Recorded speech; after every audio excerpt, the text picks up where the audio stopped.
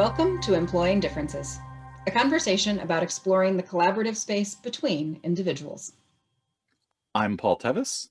And I'm Karen Gimnig. Each episode, we start with a question and we see where it takes us. This week's question is, can we make this decision without trust? So we started our conversation about this before we hit record, really out of an exercise that I did with a group this past weekend, where we were exploring sort of what the relationship is between trust and decisions. And so I had an exercise where they were thinking about, for a particular decision, who would they want to make that decision, an individual, a team, an expert, whatever. And then how would they want that decision to be made? What kind of process, a vote, a consensus, roll the dice, whatever. And also sort of what sort of transparency around the decision making, how much and how it would be done. So that was the frame of the exercise. And after we'd done some examples and they thought about different kinds of decisions, I then gave them a particular decision and then said, okay, so now imagine that you're in a group where there is no trust, where you don't believe anybody is listening to you or interested in your thoughts, that everyone is just driven by self-interest. And so imagine if you're in that environment, how would you want that decision to be made? So how does that shift that thinking about who and how a decision would be made? And then, because we don't want to stay in the dark place, let's look at the opposite of that. And what if you're in an environment where there's absolute trust, where you really believe, not that people will agree with you, but that everyone will listen to you, will care about you, will pay attention to what's important to you, and that there will be an opportunity for you to give the input you want to give, and people will be responsive to that. So if there's really high trust, how does that change how you would want decisions to be made? And the response was very much that it made a huge difference. And in fact, some participants hadn't thought about that before and were pretty surprised at how different it felt to be delegating decisions. And in the case of this environment, it was delegating from a group to an individual could make a decision on behalf of the group. If you're a corporate CEO, it might be how you feel about handing off responsibility, like the trust that you have between the two, yourself and that person, would be the influencer. But the conclusion was that it makes a big difference how much trust there is, how much you're willing to hand off to allow someone else to take that decision out of your hands. And I want to flag one more nuance of this, which is that the more that you're willing to delegate down from a big group to a small group, the more time you save, the more resource you save. Or to say it the other way is the less resources required to make that decision. If you're looking like from the delegation from a CEO or a manager down, it may just be the more you can take off of the plate of the manager, which also has value. But that there's a real value in being able to do that, and that it's absolutely aligned with trust. One of the things I love about that story, and I kind of lit up when you shared it with me when we were talking before the show, is that point where we don't realize how we're thinking about decision making and delegation and things like that in terms of trust until we frame it that way. Because often I think people talk about process, because that's what we're describing here. We're talking about a process for making a decision. I recognize process is a dirty word for some people. This is why in some organizations, I just talk about how you do things or ways of working to disguise the fact that we're discussing process, because we have processes for things. But oftentimes we think that we have a process, which means we don't need trust. And in fact, it's more about we have the right process. When we have the right process, it's that the process matches the trust level that we have. Because when you're using a really heavyweight process for a decision that assumes no trust, but you're in an environment where there's a lot of trust, it's the wrong method. And the other way around, right? Where it's like, and I think we get we get nervous when we're in a situation where the way we're making the decision assumes a higher level of trust than we actually have. And we get frustrated when it assumes a lower level of trust than we have. I might use a different word than assumes there. I might say depends upon. Yeah. That I don't think we actually are conscious enough even to be assuming a thing, but we're choosing a method of decision making that depends upon more or less trust in order to be successful. So one of the places where those decision making processes will fail has to do with where we've mismatched the trust needed with the trust that we have. And there are two ways to approach that mismatch. So one is to sort of pause and go back and work on building trust to come up to match. The other is to make the decision making more robust. But the cost that comes to, again, is that a more robust decision making process requires more resource to implement. So that we talk over and over again about, if you get the relationship piece right, it actually makes things faster in the long run. And I think this is one of those cases. Yeah. And we've talked about trust before. And one of the things that we often flag when we talk about trust is, one, trust is not binary. It's not just I trust you or I don't, right? And also there are aspects to trust. I come back a lot to one model, which is that two of the things to think about in terms of trust are competence and character, right? I might absolutely trust who you are and your values, that we're aligned on those sorts of things, and that we might make decisions the same way, but I don't necessarily trust that you have the skills needed in order to do this thing when I'm trying to ask you to do a thing or hand off a task or delegate, things like that.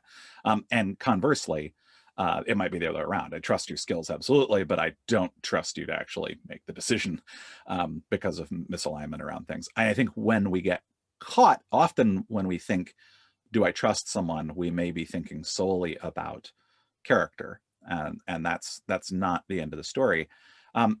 But I was working with someone recently where we're talking more about kind of decentralizing authority and decision making in an organization. This is part of sort of upskilling everybody in this org.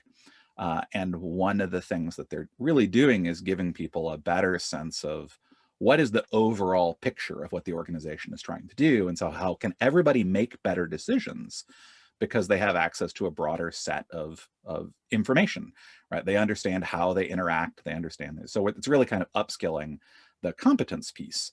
But you still have, for certain decisions, a couple of people in that organization going, they don't say this, but they are saying, I don't trust other people to make these decisions yet, right? And so they are using a process for those decisions that still relies on a lower level of trust. Now, the cost of that is that it means that they're not going to be able to move to this new method of really decentralizing, of moving faster, of sort of taking advantage of the skills that they're building in people. They're not going to be able to take advantage of that until they change the way they make decisions around that part of the business. And so going back kind of to our first question, right? It's like, can we make this decision without trust? It's like, yes, we can, using a particular method for making that decision. But what's the cost of doing that? Do we want to make this decision without trust? Yeah. And I think one of the sort of complexities of this is that one way to build trust is to make decisions that are aligned with the trust level, right? So if we try to move ahead with a process that relies on greater trust than we have, the tendency there is for that to result in reducing trust. So it actually makes the problem worse because people feel run over or left out or that they weren't considered. So all of that breaks down trust in increments. As you say, it's not binary, but that's the influence there. Whereas if we do a process that, particularly if they came in with low trust, they didn't think they were going to be heard, they didn't think they were going to be valued, or that they'd have an opportunity for input, and we match their level of trust. So we do some criteria setting and we take time for more discussion and we really engage them. So we've matched the process with the level of trust that's needed. the net result of that is actually to increase trust, because we gave Mhm. them an experience where they did get heard, where they did have the appropriate amount of input for what they needed.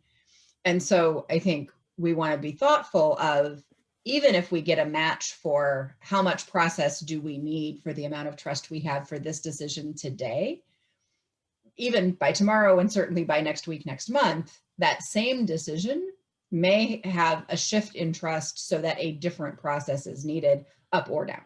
Mhm. And that's where I encourage groups a lot. One, to understand how they make decisions, which is kind of where we kind of kicked this whole thing off, is talking about, hey, here are some ways of looking at the ways you make decisions and what sort of goes into it.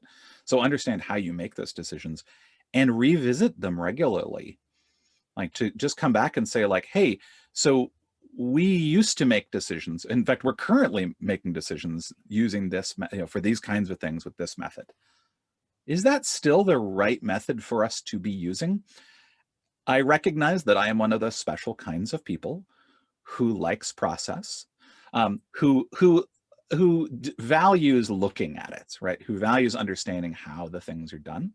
Um, and not everybody does, right? And many people get frustrated by having to stop working and thinking about how they work.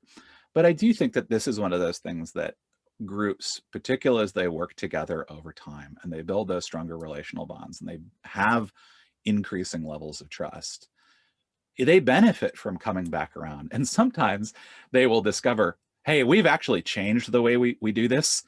We should actually recognize that we've already changed it. We aren't making decisions in the same way anymore. And just acknowledge that, because where it gets problematic is when people from outside the group, think that that's how the group is operating, but the group has actually evolved beyond it. So I think that as trust evolves in a group, it's important that you also evolve and acknowledge that you're evolving how you make decisions.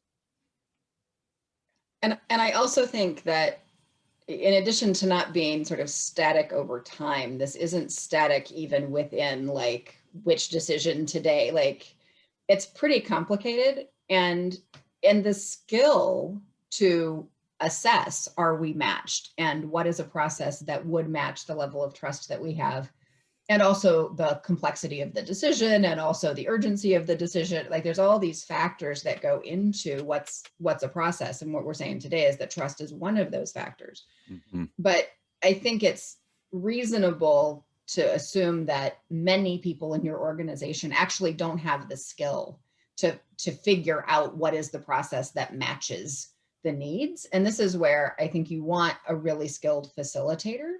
And probably, although there's some input and group process and whole group stuff to be done around that, it's really efficient to sort of delegate that decision, the decision about how we're going to do the thing, to a skilled facilitator who can sort of take in, what's the level of trust overall? What's the level of trust today? What's the level of emotional involvement that then impacts trust related to this particular topic? And all those other factors, and say, so the way I thought we would do this is, and then the group can say yes or no or whatever. But having that role of facilitator is really essential on this topic. I think it's unlikely that an average person picked out of a group at random is going to be skilled at figuring out whether we can make this decision without trust. Well, and a lot of that is just understanding how decision making in groups works, right? What are the things that play into it? Like, what are your choices? Like, what are your options for how you might do things? And oftentimes we aren't aware of those because we're not used to thinking about them. But also, if we're in a relatively static environment, we've only seen a certain number of things. We haven't thought about how these decisions are made explicitly, like we haven't looked at the sort of mechanics of the breakdown of these things. But also, we don't know that there are other choices because we've never seen them before. And so having someone who can help you become more aware both of what you are currently doing, just mapping out what you're doing right now, and then also what some options for how you might make decisions, and how to match those to the level of trust you've got in that situation, can be really useful. So just to sort of track where we've been, We started with, can we make this decision without trust? And I think we started by sort of naming that trust and decision-making processes do impact one another, and that really it's whether the process that you're using matches the level of trust that you have. And then sort of talked about what happens when there's a mismatch and how you can adjust and respond to that. And then the value of someone who's skilled at this particular thing to support the group in that way. Yeah. Well, I think that's going to do it for us for today. Until next time, I'm Paul Tevis. And I'm Karen Gimnig, and this has been Employing Differences.